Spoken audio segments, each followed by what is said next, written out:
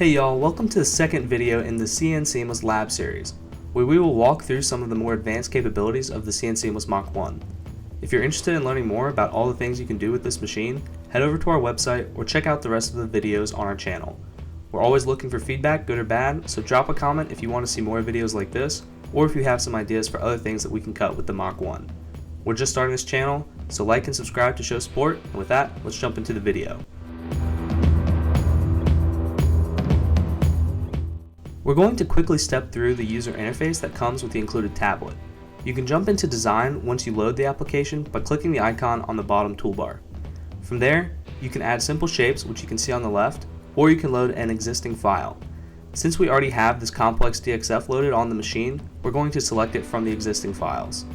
Once you hit load, it shows up in the design workspace as multiple outlines which default to inside cuts. This determines the piercing side of the toolpath before it enters the outline, essentially defining your waste side versus the keep side of the material. The default is an inside cut, so we just want to change the very exterior path to an outside. To do that, you just tap on the path you want to change the side, and tap done. Then we jump into Orient, where we've determined the location of the cut on the steel with respect to the machine. We'll go into this in greater detail in later videos, but for now, Sam is just going to move the Mach 1 arm around the critical points in the design to make sure they match where we want the design to end up being cut on the material. Since the render of the machine on the tablet reflects the arm movements, it's easy to make sure you're located properly.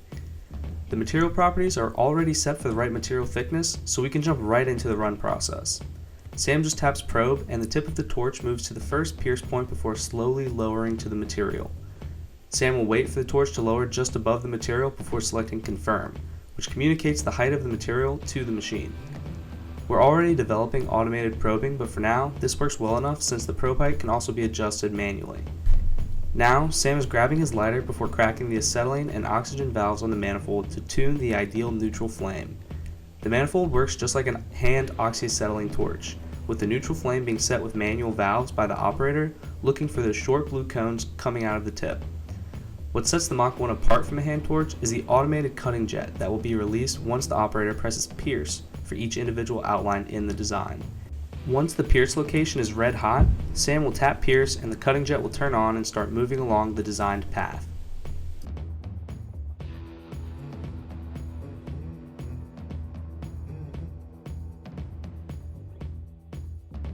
Just like in the Orient process, while running the machine, you can visually confirm the Mach 1 is following the outlines you've designed.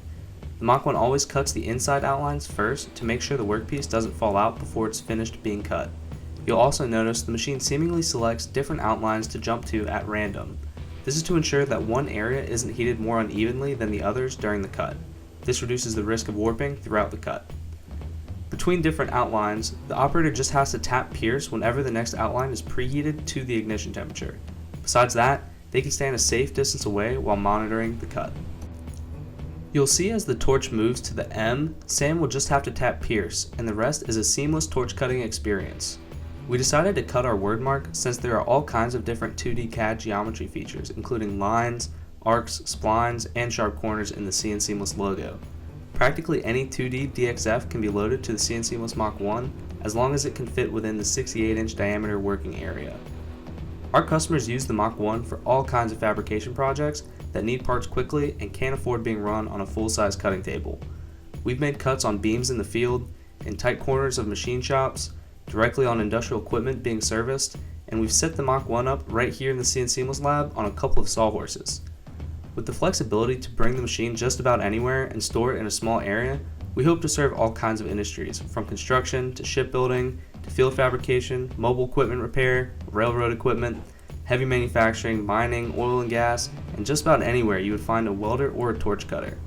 We're curious to know where our viewers think this technology will have the biggest impact, and if you're in one of those industries yourself, let us know if you're interested in seeing the Mach 1 in person.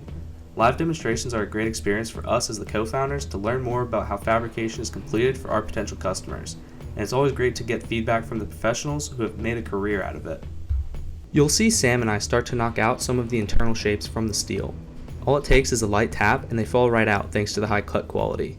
With the right machine parameters, you can achieve smooth cuts without having to worry about maintaining extreme focus like you normally would with a hand torch.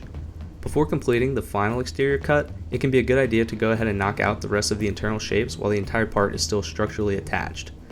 In this final cut outline, you can see just how significant the effect of warping can be when trying to cut long straight lines near the edge of the material.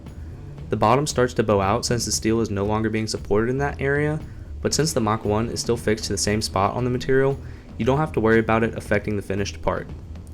This uneven heating is a big part of learning how to use an oxyacetylene torch by hand. Since the path being cut hasn't been preheated very much, the torch needs to slow down a bit to give more time for cutting the steel along the path to heat up. When the torch is moving too fast, it's called outrunning the cut, which happened twice on this long outline. Thankfully, we've designed a new feature called cut recovery, which Sam uses to reverse along the path, offset the new pierce point, and resume seamlessly. This gives operators unprecedented control over this machine and makes mistakes incredibly easy to correct in the field. Future software improvements will actually take into account the preheated areas to automatically adjust the speed of the torch to limit outrunning the cut even further. The final result of this complex design was a success. You can see we cleaned it up with a grinder and have already hung it up front and center in our lab. If you stuck around for the whole video, I hope you enjoyed seeing what the Mach 1 can do. Like, comment, and subscribe, and as always, if you'd like to see the machine for yourself, send me an email or contact us through the website. Thanks for watching, and remember to stay safe and fabricate faster with CN-Seamless.